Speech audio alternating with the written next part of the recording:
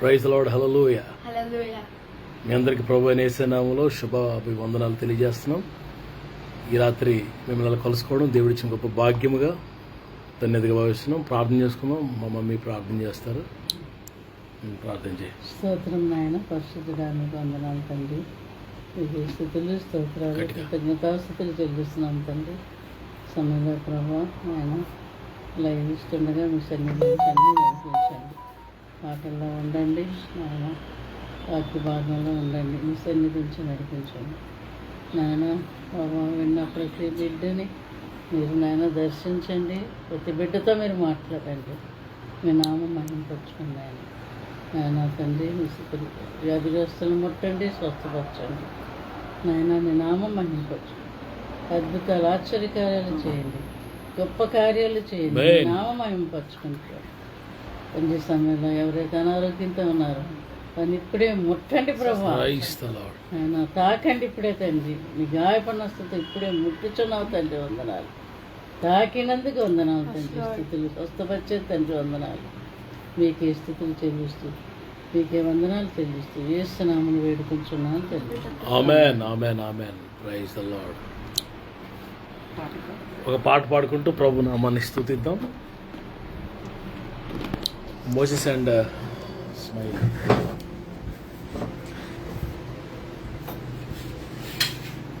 పాడండి పాట. ఎస్.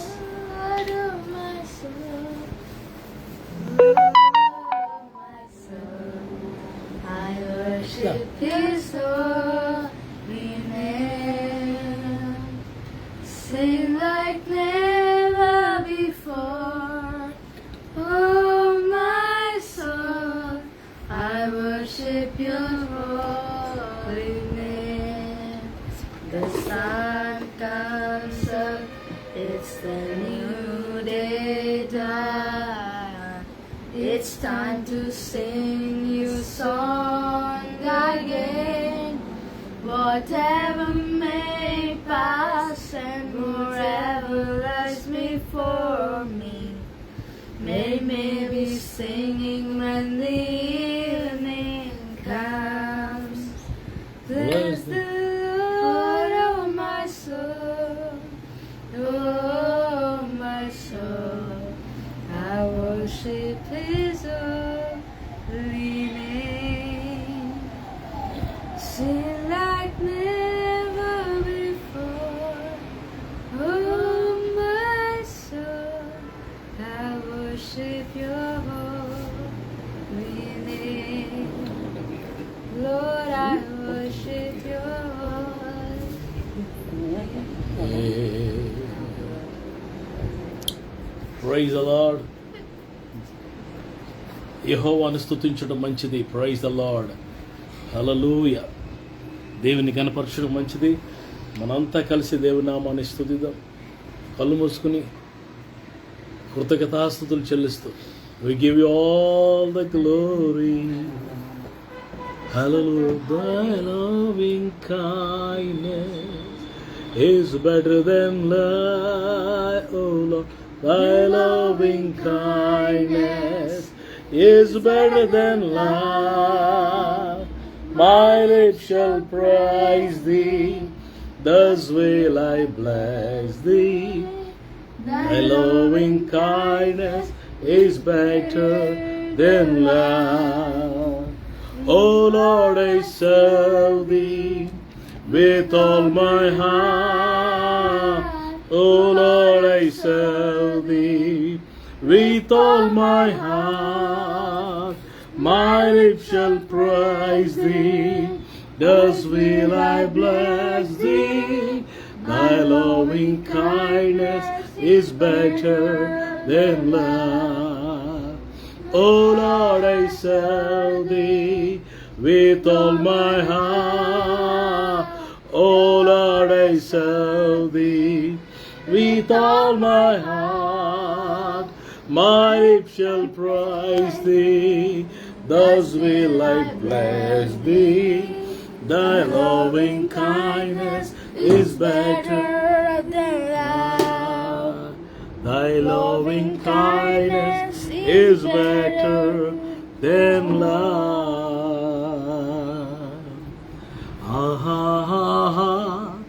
లేలుయా లేలుయా లేలుయా Come on, everybody. Hallelujah.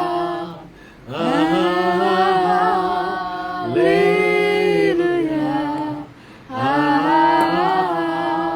Hallelujah. We give you all the glory and honor. మహిమ ఘనత ప్రభావములు ఇప్పుడు ఎల్లప్పుడు యుగ యుగముల వరకు మన ప్రభు అయిన యేసు నామమునకే చెల్లును గాక. ఆమేన్. ఆమేన్ ఆమేన్ ఆమేన్. మహాపరిశుద్ధుడైన తండ్రి, ఘనమైన నాయన, మీ దయకే వందనాలు. ఈ రాత్రి ఎంతవరకు సహాయం చేసావు నీకు వందనాలు ప్రభు. వాక్యంలో మీరు మాతో ఉండి మీ నామాన్ని కనపరచుకోండి. కొంచెం సేపు మీరు మాతో మాట్లాడి మీ నామాన్ని కనపరచుకోమని మీ కృపకు అప్పగించుకుంటూ యేసయ్య శ్రేష్టమైన నామములో ఈ ప్రార్థన అడుగుచూ స్తుతి ఆరాధన సమర్పించుకుంటున్నాము తండ్రి. ఆమేన్. ఆమేన్. ప్రభునందు మిక్కిలి ప్రియులరా, మీ అందరికీ ప్రభు అయిన యేసు నామములో శుభములు వందనాలు తెలియజేస్తున్నాను. ఈ రాత్రికాల సమయంలో నేను చెప్పాలనుకుంటే మాట ఏంటంటే, ఒక వ్యక్తి రియలైజ్ అయితే అయ్యో నేను తప్పు చేశాను అని ఒక వ్యక్తి రియలైజ్ అయ్యి తన తప్పును తెలుసుకుంటే దేవుడు జీవితాన్ని కడతాడు, పోగొట్టుకున్నవని తిరిగి ఇస్తాడు. దానికి ఉదాహరణ దేవుని వాక్యంలో నయోమి. రూతు గ్రంథంలో మనం చూస్తే నయోమి అనే ఒక సహోదరి ఎంతో పచ్చగా ఉంది ఆ కుటుంబం, ఎంతో దీవెనకరంగా ఉంది ఆ కుటుంబం. ఆమె జీవితంలో చేసిన 3 తప్పులు ఆమెని సర్వనాశనంలోకి తీసుకుని వెళ్ళిపోయి. ఆ 3 తప్పులు ఏమిటో త్వరగా జ్ఞాపకం చేస్తాం. మొట్టమొదటిగా మనం చూస్తే రూతు గ్రంథం 1వ అధ్యాయం 1వ వచనంలో, పిల్లరా, న్యాయాధిపతులు ఏలిన దినములలో దేశములో కరువు కలగగా యోధా బెత్లెహేము నుండి ఒక మనుషుడు తన భార్యను తన 2 కుమారులు వెంట పెట్టుకుని మోయాబు దేశమునకు కాపురముండుటకు వెళ్ళారు. ఫస్ట్ పిల్లరా, మరి నయోమి తన భర్త కుటుంబం చేసిన తప్పు ఏంటంటే బెత్లెహేముని విడిచి వెళ్ళిపోవడం. బెత్లెహేము అంటే అర్థం రొట్టెల ఇల్లు అని అర్థం. మోయాబు అంటే ఎండిన భూమి అని అర్థం. మీకు గుర్తుండే ఉంటుంది, మోయాబు అనే మాట ఎక్కడో విన్నట్టు ఉంది కదా. లోతు మరి పాపం చేసినప్పుడు 2 మోయాబు అమ్మోని అనే 2 పుడతారు. మోయాబీయుడు లోతు యొక్క అక్రమ సంతానం. దేవుని వాక్యం చెప్తుందంటే మోయాబీయుల్ని 10 తరముల వరకు వారిని అసలు ఎలా చేయొద్దన్నాడు దేవుడు. ద్వితీయోపదేశ కాండంలో ఉంటుంది అన్నమాట. 10 తరాల వరకు మోయాబీయుడు అనేవాడు ఇజ్రాయేల్లోకి రాకూడదు. ఎండిన నేల, శాపగ్రస్తమైన భూమి, ఆ లోకస్తులతో విగ్రహారాధికులతో నింపబడిన ఆ స్థలానికి ఈ విశ్వాస కుటుంబం, ఈ రక్షణ పొందిన కుటుంబం బెత్లెహేము అంటే రొట్టెలు ఇల్లు విడిచిపెట్టి వెళ్ళిపోయారు. సంఘాన్ని విడిచిపెట్టిన పిల్లల ఆత్మీయులను విడిచిపెట్టిన, ప్రభువును విడిచిపెట్టిన ఆ కుటుంబానికి ఆశీర్వాదం ఉండదు. ఆ కుటుంబం పోగొట్టుకుంటూ చివరికి నయం అంటది కదా, నేను రిక్తురాలను అయిపోయిన అంటది. రిక్తురాలుగా మారిపోయే పరిస్థితులు ఉంటాయి. కాబట్టి మొట్టమొదటి సంఘాన్ని, ప్రభువుని విడిచిపెట్టకూడదు. You have to keep, you have to catch, stay there. ఈమె చేసిన ఫస్ట్ తప్పు ఏంటంటే బెత్లెహేమును విడిచిపెట్టి వెళ్ళిపోవడం. ఈమె చేసిన రెండో తప్పు ఏంటంటే 3వ వచనం, నయోమి పెనిమిటైన ఎలీమెలెకు చనిపోయిన తర్వాత ఆమెయు తన 2 కుమారులు అక్కడ నిలిచి వారు మోయాబు స్త్రీలను పెండ్లి చేసుకునేరి. ఇంచుమించు 10 సంవత్సరాలు అక్కడ ఉండరు. ప్రియులు, ఇక్కడ నయోమి చేసిన రెండో తప్పు ఏంటంటే తన 2 కుమారులకి కూడా ఇజ్రాయేలీ స్త్రీలు వివాహం చేయలే. తన సొంత స్వజానంగానూ ఉన్న ఇజ్రాయేల్ బిడ్డలను చేయకుండా ఆ మోయాబు దేశంలో ఉన్న ఆ స్త్రీలను కోడలుగా లేకపోతే తన కుమారులకు వివాహం జరిగించింది. అన్య స్త్రీలను వివాహం చేసుకుంది. పిల్లరా, మరి మొట్టమొదటిదా సంఘాన్ని, ప్రభువుని విడిచిపెట్టి వెళ్ళకూడదు. రెండవది అన్యజనులతో లోకస్తులతో ఆ సహవాస సంబంధాలు, రిలేషన్స్ ఏర్పాటు చేసుకోకూడదు. అది మన శాపానికి కారణమైపోతుంది. పిల్లరా, ఆ అన్య జనాంగంలో నా 2 బిడ్డలు తెచ్చుకున్నట్లు పెట్టుకుంది. పిల్లరా, ఇంకంతే, ఆత్మీయత పోయింది. నేను ఒక యూదుడిని దేవుని బిడ్డని అన్న సంగతి మర్చిపోయింది. సర్వనాశనం అయిపోతూ పోగొట్టుకుంటూ చివరికి 2 కుమారులు కూడా చనిపోయారు. ప్రియులారా, ఈమె చేసిన 3వ తప్పు ఏంటంటే 13వ వచనంలో వారు పెద్దవారు వరకు వారి కొరకు కనిపెట్టుకుందిరా అని చెప్తూ, నా కుమార్తెలారా అది కూడదు, యెహోవా నాకు విరోధి అయిను. ఏమంటుందండి? యెహోవా నాకు విరోధి అయిను. మన 20వ వచనంలో ఆమె సర్వశక్తుడు నాకు దుఃఖము కలగజేసును అంటుంది. నేను సమృద్ధి గల దాన్నై వెళితిని, యెహోవా నన్ను రిక్తురాలిగా తిరిగి చేసినాడు. సర్వశక్తుడు నన్ను బాధపరిచాడు. యెహోవా నా మీద విరోధంగా సాక్షి. ఏమండి, ఇది నిజమా? యెహోవా ఆమెకు విరోధి అయిపోయాడా? ఎంత తప్పు మాటలు మాట్లాడుతుంది, సనుగుతుంది దేవుని మీద. 20వ వచనం ఏముంటుంది? సర్వశక్తుడు నాకు దుఃఖము కలగజేశాడు. ఏమండి, దేవుడు దుఃఖాలు కలగజేస్తాడా? కాదు కదా. దేవుడు వాక్యం ఏం చెప్తుంది?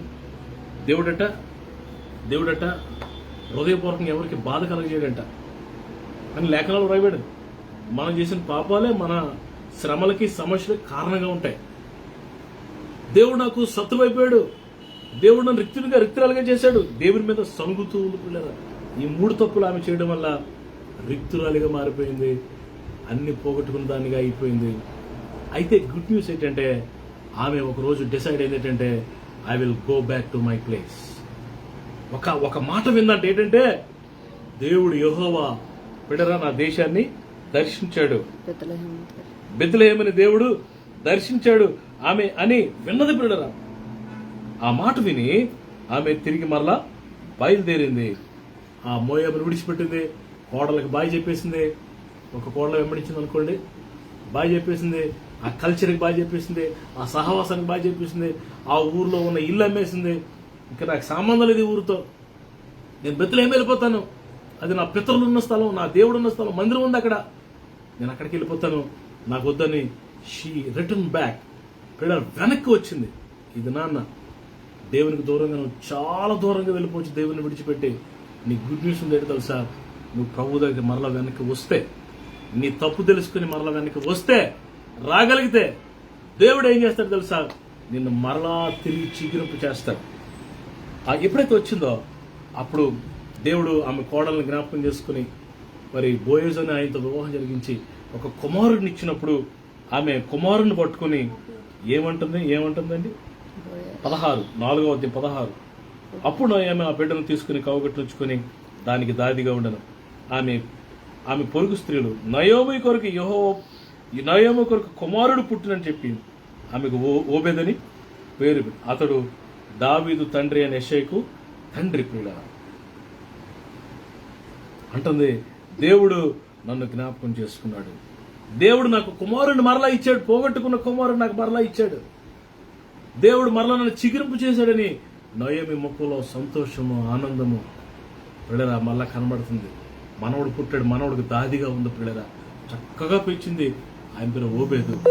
ఆ ఓబేదు పెద్దవాడి కుమారుడు కానీ యెషయి పుట్టాడు. యెషయి గర్భంలో దావీదు పుట్టాడు. దావీదు గర్భంలో మన ప్రభువైన యేసయ్య పుట్టారు. హల్లెలూయా. ఒక వ్యక్తి రిటర్న్ అవ్వడం వల్ల, ఒక వ్యక్తి వెనకకు రావడం, ఒకవేళ వెనకకు వచ్చి ఉండకపోతే నయోమి ఈ పరిశుద్ధ వంశావళిలోకి నయోమి వచ్చేది కాదు, నయోమి సంతానం వచ్చేది కాదు. ఆ రూతు కూడా వెంబడించింది పిల్లలు. ఈరోజు కమ్ బ్యాక్ అనేది చాలా ఇంపార్టెంట్. నువ్వు దేవుని నుంచి చాలా దూరం వెళ్ళిపోయి ఉండొచ్చు, బలహీనుడు అయిపోయి ఉండొచ్చు, ప్రార్థనకు దూరం అయిపోయి ఉండొచ్చు, పడిపోయి ఉండొచ్చు. Worry not. నీ గుడ్ న్యూస్ ఏంటి తెలుసా? నువ్వు వస్తే నిన్ను మరలా తిరిగి చిగురింపు చేయడానికి, నువ్వు పోగొట్టుకుని తిరిగి ప్రభు నీకు ఇవ్వడానికి దేవుడు సిద్ధంగా ఉన్నాడు. ఈ నయోమి యొక్క దృష్టాంతం ఈ రాత్రి నీ ముందు ప్రభు ఉంచాడు. ఖచ్చితంగా దేవుడు నిన్ను రెస్టోర్ చేస్తాడు. నువ్వేది పోగొట్టుకున్నావు నాకు తెలియదు. ఆరోగ్యం పోయిందా? మరలా ఇస్తాడు ఆరోగ్యం. ఆస్తి పోయిందా? డబుల్ ఇస్తాడు నీకు ఆస్తి. బిడ్డలు పోగొట్టుకున్నావా? బిడ్డలని ఇస్తాడు దేవుడు. ఇల్లు పోగొట్టుకున్నావా? ఇస్తాడు దేవుడు. నువ్వేం పోగొట్టుకున్నావు నాకు తెలియదు. You have to come back. నువ్వు మరలా సర్వశక్తుని ఎదుగు వస్తే, ప్రభు పాదాలు పట్టుకుంటే ఖచ్చితంగా దేవుడు నీ జీవితంలో ప్రభు కార్యం చేస్తాడు. కాబట్టి రాత్రి రా ప్రభు దగ్గరికి, నీకు ఇంకా నిరీక్షణ మిగిలి ఉన్నది. ప్రభు మాటలు దీవించుగాక. ప్రార్థన చేసుకుందాం.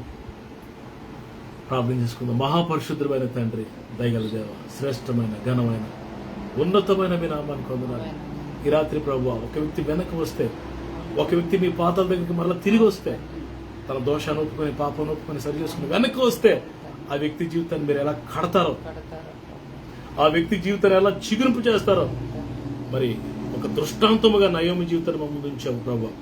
ఎంతమంది అయితే విన్నారో నాకు తెలియదు. వినిన వారి అందరి జీవితాల్లో గొప్ప కార్యం యేసు నామములో జరుగును గాక.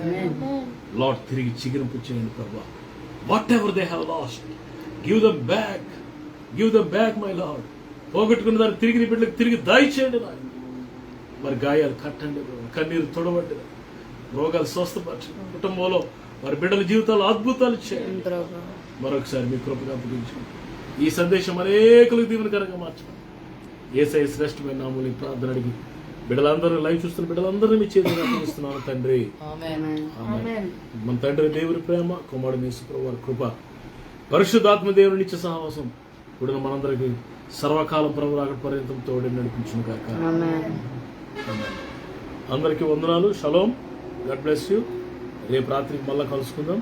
అంతవరకు దేవుని కృప మీకు తోడే నడిపించును గాక. Praise the lord.